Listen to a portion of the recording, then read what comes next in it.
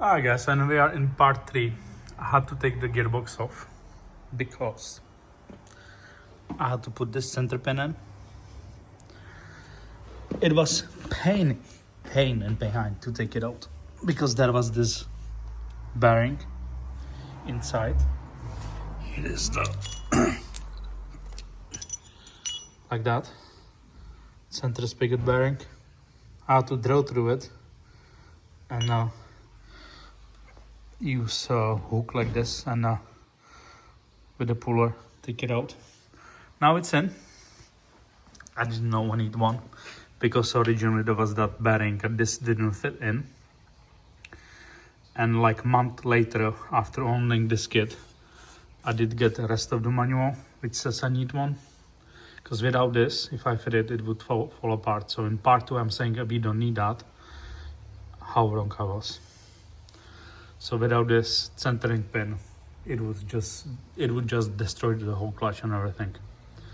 So yeah guys, you need that. So I did take that bearing out after a couple hours.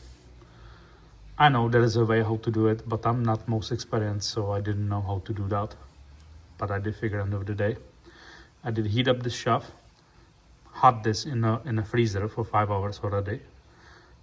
Heat it up to get this thing quickly from freezer and just literally just slide in. It's perfect. I don't know if it's supposed to be flush, but it didn't go any deeper. And now if I'm looking on that bearing, so that's about the same depth as the pin. So I think we're fine over there. But yeah, need to put the gearbox back on. Need to bleed the system again. And then we can finally continue with cutting hole for the gear shifter. That will be another adventure.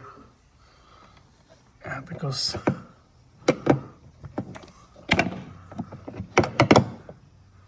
this needs to go forward like, I don't know, like by this much.